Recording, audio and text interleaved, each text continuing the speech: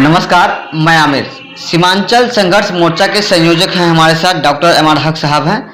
हम उनसे कुछ बातों पर जानना चाहेंगे। उन्होंने यूपीए का कार्यकाल भी देखा है, अभी वर्तमान में जो भाजपा का कार्यकाल है केंद्र में और एनडीए का कार्यकाल है बिहार में।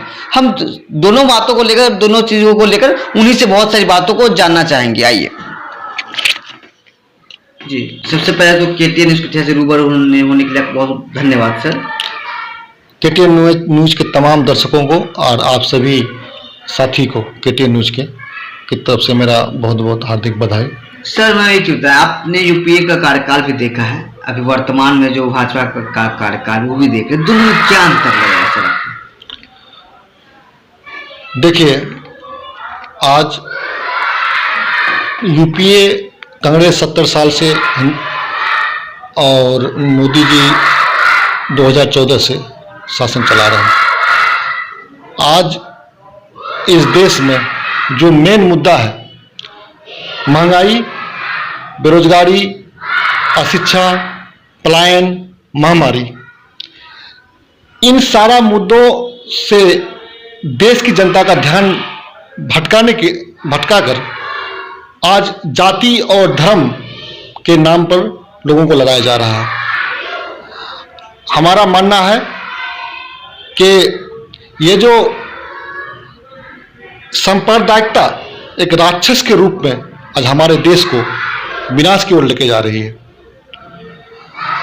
बात महंगाई की होनी चाहिए, बात बेरोजगारी की होनी चाहिए, बात अशिक्षा की होनी चाहिए, बात पलायन की होनी चाहिए, पलायन को रोकने की होनी चाहिए, बात महामारी को रोकने की होनी चाहिए, लेकिन आज बात वो नहीं हो रही है।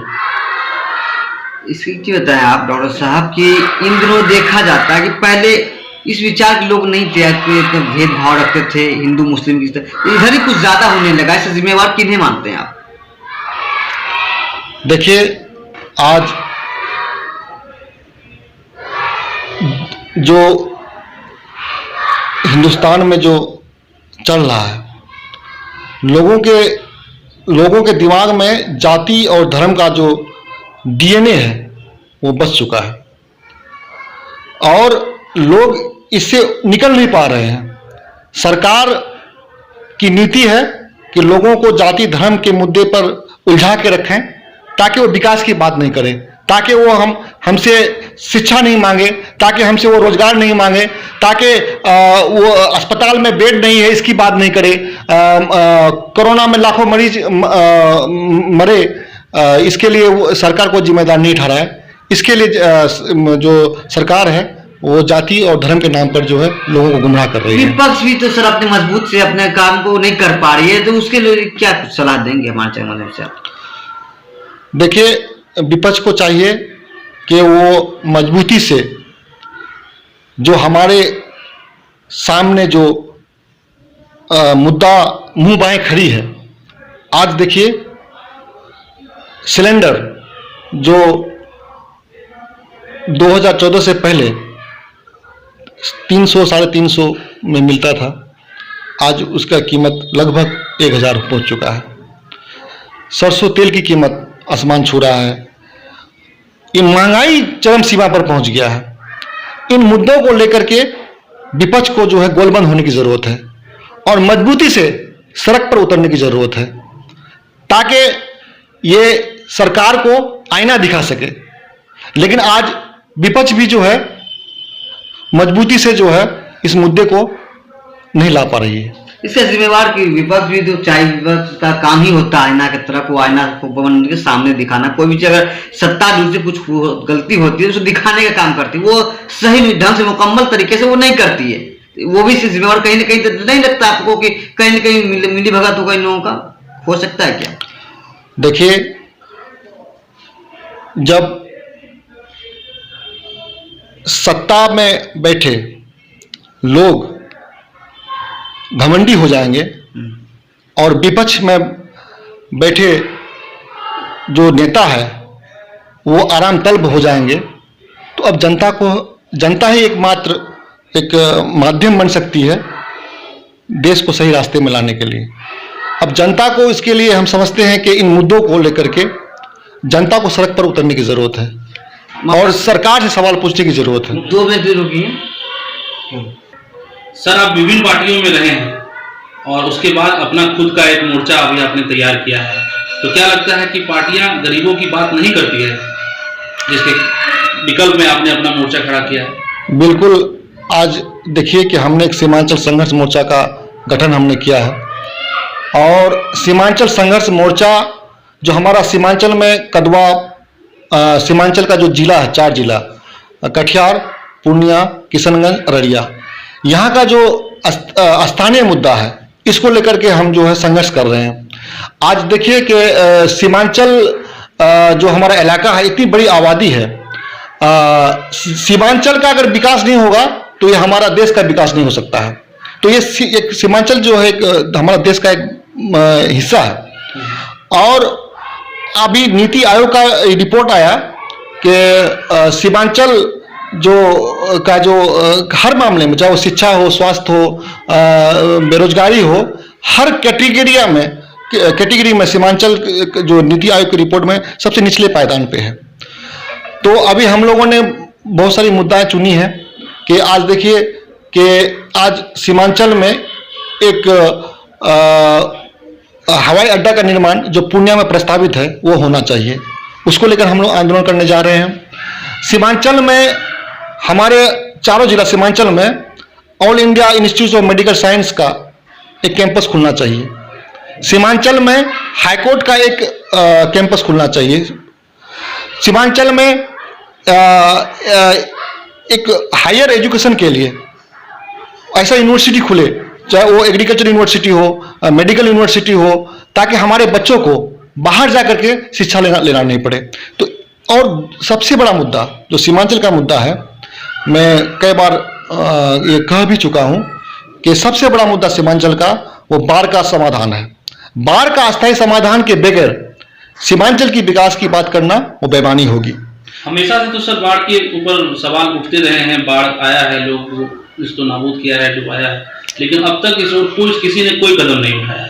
देखिए यही है कि सरकार भी नहीं चाहती है कि बाढ़ का अस्थायी समाधान हो। हर साल प्रलयकारी बाढ़ सीमांचल में दस्तक देती है और बदले में लोगों को क्या चूड़ा और गुड़ दिया जाता है, पॉलिथीन दिया जाता है और इसके नाम पर जो है हजारों करोड़ रुपए का बंदरबाट किया जाता है। मैं कहता हूं कि आप जनता को नहीं चाहिए चूड़ा, पॉलिथीन और गुड़, जनता को अस्थायी समाधान चाहिए। आपदा के नाम पे बंदरबाट होती है क्या? बिल्कुल, आपदा के नाम पर बंदरबाट होती है, तभी तो सरकार नहीं चाहती कि इस बाढ़ का अस्थायी समाधान हो। आज देखिए महानंदा बेसिन प्रोजेक्ट जो सांसद से पास हो चुका है, लेकिन इनका जो फंड है, इस फंड का उपयोग नहीं हो पा रहा है। अगर महानंदा बेसिन प्रोजेक्ट धरातल पर उतर जाए तो हम समझते हैं कि बहुत हद तक बाढ़ का अस्थायी समाधान के लिए मील का पत्थर साबित होगा। सर, इस इलाके में जीआर की राशि बाढ़ के दौरान जो मिलती है वो भी मुकम्मल तरीके से नहीं मिल पाती है और आप यहाँ के लोकल लीडर भी रहे हैं, हमेशा गरीबों की आवाज़ उठाए हैं, तो इस ओर सर आपने अब तक किसी तरह का कोई कार्रवाई सरकार से करने को कही या कोई मांग रखी है? देखिए 2017 में, 2020 में, इससे पहले भी बहुत बार आता है और आने के बाद जो है जीआर की राशि दी जाती है, लेकिन जीआर की राशि उन्हीं को मिलता है जो रिश्वत देता है। पंचायत में जाकर देखिए कि चाहे वो वार्ड मेंबर हो, चाहे कोई प्रतिनिधि हो, जिसका सेटिंग होता है उनको जीआर की राशि मिलती है, जिसका सेटिंग नहीं होता है, जो सही में जो लाभार्थी है जीआर की राशि के लिए, उसको नहीं मिल पा रहा है। आप सूची उठा के देख लीजिए, अभी भी 2017 का बाढ़ का, 2020 के बाढ़ का अनेकों ऐसे लाभार्थी हैं जिनको जीआर की राशि मिलना चाहिए था, लेकिन वो अब तक नहीं मिल पाया है। इसके लिए हमने कई बार जो है सीओ साहब को भी आवेदन दिया, हमने बीडीओ साहब से भी मिला और कई बार आंदोलन भी किया, लेकिन कोई भी सुनवाई। हमारे चैनल के माध्यम से आप अन्य लोगों को या देशवासियों को क्या मैसेज या अपील करना चाहेंगे? देखिए, आज देश में यह हाल है कि शिक्षा के जहाज को डुबाया जा रहा है। सरकारी स्कूल को बंद करके लोगों को रैलियां में बुलाया जा रहा है। कब तक तुम फ्री के राशन का मज़ा लेते रहोगे ऐ आम आदमी, तुम्हारे बच्चे शरीर से नहीं दिमाग से अपाहिज बनाए जा रहे हैं। तो आप सोचिए, समझिए, अपने बच्चों को, बच्चे की शिक्षा के लिए सोचिए, आपके बच्चे को रोज़गार कैसे मिले इसके लिए सोचिए, और हमारे समाज में भाईचारा कैसे कायम हो इस पर मंथन कीजिए। चूँकि मेरा मानना है कि किसी भी समाज का विकास तब तक नहीं हो सकता है जब तक भाईचारा वहाँ कायम नहीं हो। तो विकास के लिए सबसे बड़ा पैमाना भाईचारा है, और हमारा देश बहुत महान है। मैं स्वामी विवेकानंद का एक कोटेशन को कोट करना चाहता हूँ कि शिकागो में 1896 में जब स्वामी विवेकानंद जी ने जो स्पीच दिया था, उसका एक अंश है।